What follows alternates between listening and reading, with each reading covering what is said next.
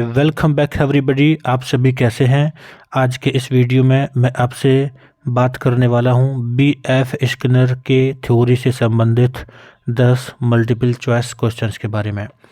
आपको पता होगा कि इसके पहले मैंने सिगमंड फ्राइड के थ्योरी से संबंधित 10 मल्टीपल चॉइस क्वेश्चंस लिए थे। तो आज हम यहां पर स्किनर की थ्योरी से संबंधित क्वेश्चन की बात करेंगे। इसके पहले मैं आपको बता चुका हूं कि और भी कंटेंट मैंने आपके लिए अपलोड किया है। अगर आप बीए फर्स्ट ईयर में हैं और बेसिक साइकोलॉजी को समझना चाहते हैं तो आप मेरे साथ जुड़ सकते हैं और अपनी लर्निंग्स को अच्छा बना सकते हैं। तो आइए देखते हैं और शुरू करते हैं कि कौन कौन से क्वेश्चंस हैं।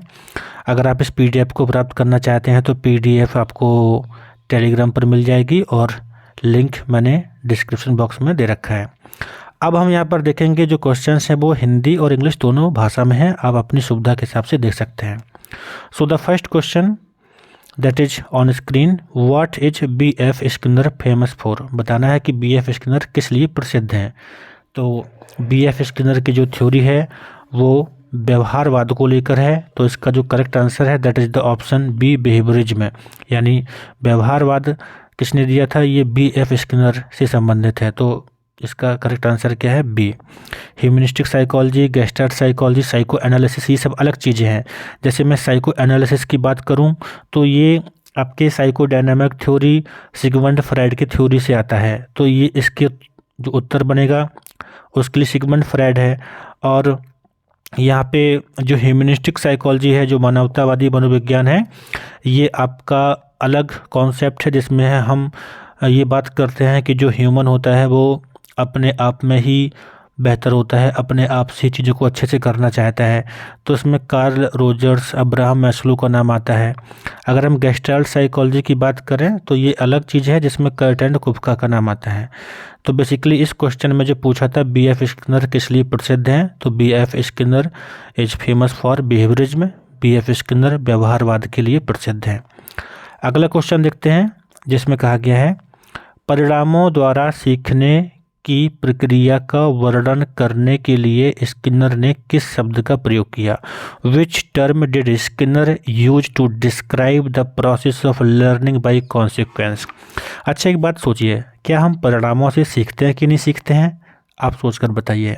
जरूर सीखते हैं। परिणाम का मतलब ये है कि हमने कुछ किया, उसके बाद हमें क्या मिला, हमने क्या फील किया, उसके बेस पर हम डिसाइड करते हैं कि उस काम को हम दोबारा करेंगे या नहीं करेंगे। जैसे आप किसी व्यक्ति से मिलने गए, अगर उसने आपसे अच्छे से बातचीत की तो बेशक आप उससे दोबारा मिलना चाहेंगे। यानी आपकी मुलाकात का जो परिणाम हुआ वो ये हुआ कि मुलाकात बढ़िया हुई, तो आप उससे दोबारा मिलना चाहेंगे। अगर वो अच्छे से बात नहीं करेगा तो नहीं मिलना चाहेंगे, है ना। तो बताना है कि परिणामों द्वारा सीखने की प्रक्रिया का वर्णन करने के लिए स्किनर ने किस शब्द का प्रयोग किया था। आपके सामने ऑप्शन दिए हैं operant conditioning, classical conditioning, social learning, observational learning. तो ध्यान रखना है कि परिणामों के द्वारा सीखने की प्रक्रिया के लिए स्किनर ने ऑपरेंट कंडीशनिंग शब्द का यूज किया था। ऑपरेंट कंडीशनिंग, वैसे कि ऑपरेंट का मतलब होता है ना कुछ होना, ऑपरेट होना। तो हम बेसिकली बहुत सारे व्यवहार जो करते हैं उसमें हम पहले से जानते हैं कि इसका परिणाम क्या है और हम करना चाहते हैं इसीलिए, है ना। जैसे हमें पता है कि हम किसी व्यक्ति के यहाँ जाते हैं क्योंकि हमसे वो अच्छे से बात करते हैं तो हम फिर से जाते हैं। तो इस तरह से परिणामों के माध्यम से सिखाने की प्रक्रिया के लिए स्किनर ने ऑपरेंट कंडीशनिंग की बात की थी। और यहाँ पर क्लासिकल कंडीशनिंग जो सेकंड ऑप्शन लिखा हुआ है ये भी लर्निंग का ही कॉन्सेप्ट है, लेकिन यहाँ पर हमें परिणाम के बारे में पता नहीं होता है। ठीक है, एक अंतर है ऑपरेंट और क्लासिकल कंडीशनिंग में। वैसे मैं इन दोनों को बहुत अच्छे से पहले डिस्क्राइब कर चुका हूँ। मैंने जो कीवर्ड्स अपलोड किए थे वो जो वीडियो है वहाँ पर भी आप अच्छे से देख सकते हैं इनके बारे में। बट इस क्वेश्चन में जो पूछा गया था उसके हिसाब से अपना उत्तर होगा ऑपरेंट कंडीशनिंग। अगला क्वेश्चन देखेंगे, यहाँ पर आपके सामने लिखा हुआ है what device did Skinner invent to study operant conditioning in animals. जानवरों में ऑपरेंट कंडीशनिंग का अध्ययन करने के लिए स्किनर ने किस उपकरण का आविष्कार किया। बड़ा सिंपल आंसर है, उन्होंने स्किनर बॉक्स का आविष्कार किया था। बेसिकली अपने नाम पर ही उन्होंने बॉक्स का नाम रखा था जिसे कहा गया था स्किनर बॉक्स। ठीक है, और इसका जो आइडिया आया था उसके लिए भी बड़ी सी कहानी है बेसिकली उनके बारे में। और बात ये थी कि उस टाइम पे जब ये स्टडी कर रहे थे तो उनके घर में बेबी हुआ था, बच्चा हुआ था। तो बच्चा जो पालने में रहता था, उसके बाद वो कुछ स्टडी उन्होंने उसी हिसाब से की। और कई बार तो उन्हें इस बात का भी सामना करना पड़ा था ना कि कुछ लोगों ने कहा था कि स्किनर ने अपने बच्चे पर ही पिंजड़े में बंद करके एक्सपेरिमेंट कर दिया था। ऐसा कुछ अफवाहें उड़ी थी और उन्हें काफ़ी परेशानी हुई थी, बट ऐसा कुछ था नहीं। तो बेसिकली स्किनर बॉक्स था जो उस जानवरों में ऑपरेंट कंडीशनिंग का अध्ययन करने के लिए उन्होंने बनाया था। नाम याद रखना, स्किनर बॉक्स। अगला क्वेश्चन है, according to Skinner behaviour that is reinforce tends to, यानी स्किनर के अनुसार जिस व्यवहार को प्रबलित किया जाता है वह क्या होता है? डिक्रीज यानी कमी होती है, या फिर स्टे द सेम यानी वह व्यवहार वैसे ही रहता है, या फिर बढ़ता है, या फिर स्टॉप एब्रप्टली अचानक से रुक जाता है। तो एक बात सोचिए, जब हम किसी व्यवहार को रिइंफोर्स करेंगे तो क्या होगा? रिइंफोर्स करने के मतलब जब किसी व्यवहार को हम प्रबलित करते हैं, यानी उसमें हम थोड़ा सा कुछ मोटिवेशन देते हैं या उसके होने के चांस के बढ़ाने वाला काम करते हैं, तो सीधी बात है कि व्यवहार तो बढ़ेगा ना। ठीक है, तो according to Skinner behaviour that is reinforced tends to increase, यानी स्किनर के अनुसार वह व्यवहार जिसको प्रबलित किया जाता है वह व्यवहार बढ़ता है, वह बढ़ जाता है, इसमें इंक्रीजमेंट होता है। ठीक है, तो ऑप्शन सी आप ध्यान रखिएगा। अगला हम क्वेश्चन देखेंगे, यहाँ पर आपके सामने लिखा हुआ है, Skinner believed that human behaviour is shaped.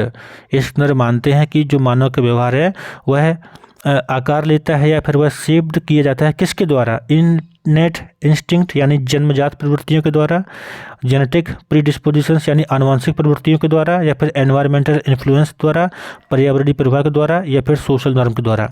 तो सीधी सी बात है, स्किनर ने माना था कि जो मानव का व्यवहार होता है वो उसके एनवायरमेंटल इन्फ्लुएंस यानी पर्यावरण प्रभाव की वजह से आकार लेता है। पर्यावरण प्रभाव का मतलब है कि हम किस तरह के एनवायरमेंट में पैदा हुए थे, वहाँ पे क्या हमारे ऊपर उसका प्रभाव पड़ा था।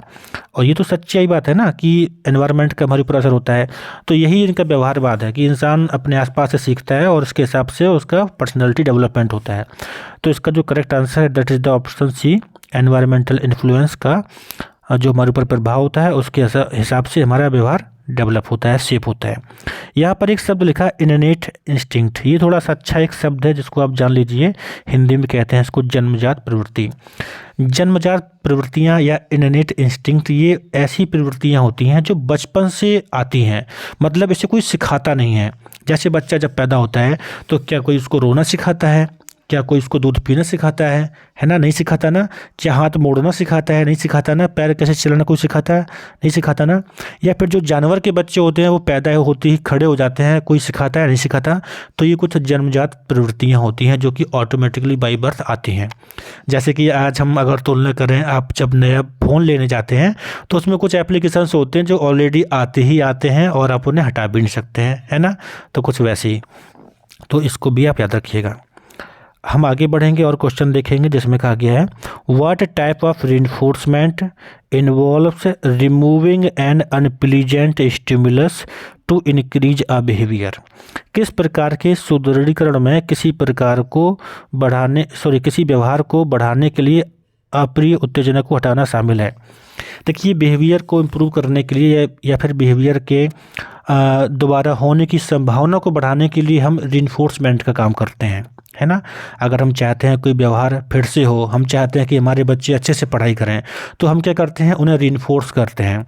तो रिइंफोर्स के लिए हम कभी कभी उन्हें कुछ ऐसी चीज़ें देते हैं जो उन्हें अच्छी लगती हैं, और कभी कभी हम कुछ ऐसी चीज़ें उनसे छीन लेते हैं जो उनके लिए बहुत ही अप्रिय होती हैं, अनप्लीजेंट होती हैं। ठीक है, तो इसीलिए यहाँ पर देखिए क्वेश्चन में बोला गया कि what type of reinforcement involves removing an unpleasant stimulus, यानी किस तरह के रिइंफोर्समेंट में अनप्लीजेंट स्टिमुलस को हटाने से व्यवहार बढ़ता है। तो इसका जो आंसर है that is the negative reinforcement, यानी जब हम किसी से अनप्लीजेंट स्टिमुलस को छीनते हैं और उसके बाद उसका व्यवहार बढ़ जाता है तो क्या होता है? उसे नेगेटिव रिइंफोर्समेंट कहा जाता है। इसे आप ध्यान रखिएगा, नकारात्मक सुदृढ़ीकरण।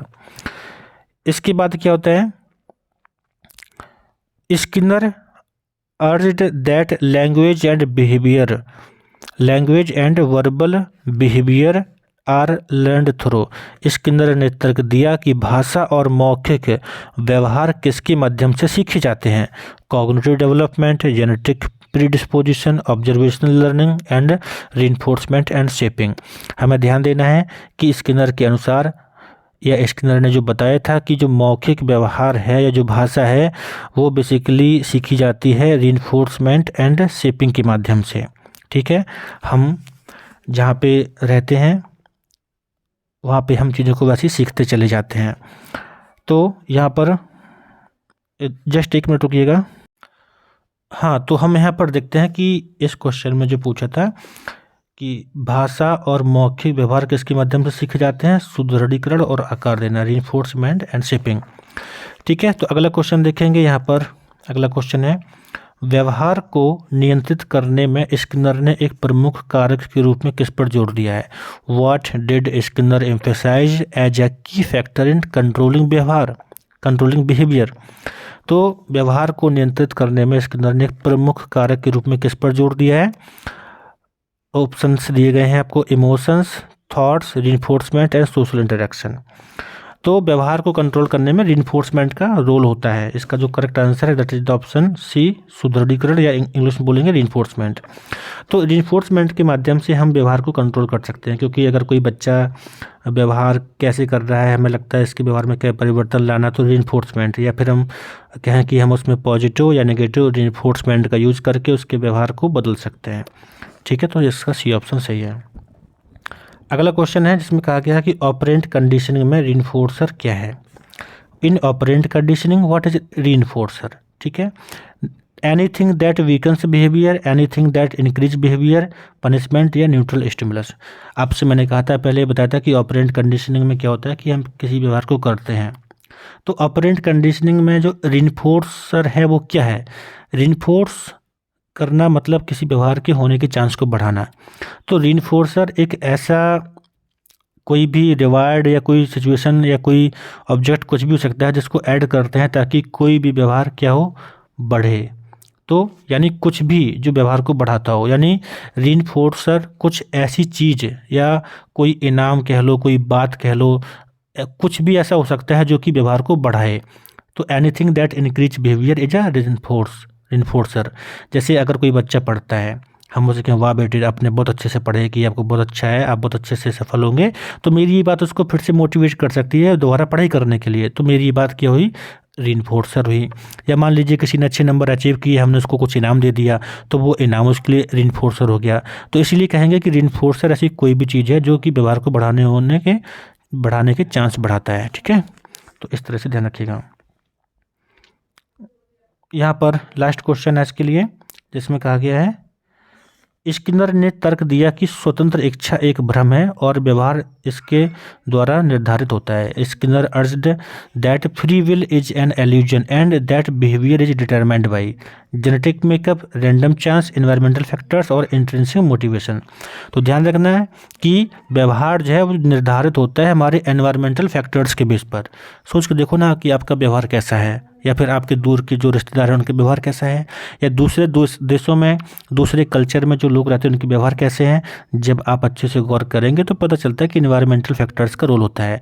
तो स्किनर अर्ज that free will is illusion, यानी जो हमारी इच्छा है वो एक तरह से इल्यूजन होती है, लेकिन वास्तव में वो सब चीज़ें डिटरमाइन होती हैं, हमारे व्यवहार जो होते हैं वो डिटरमाइन होते हैं हमारे एनवायरनमेंट से, एनवायरमेंटल फैक्टर्स से। तो इसका ऑप्शन सी होगा। So thank you for watching this and आप मेरे साथ जुड़े रहें, मैं आपके लिए और भी कुछ ऐसी चीज़ें सिखाता रहूँगा। एंड आप इन वीडियोस को अपने मित्रों के साथ शेयर कर सकते हैं ताकि वो भी इन खास चीज़ों को सीख पाएँ। थैंक यू, तो मिलते हैं अगले वीडियो में।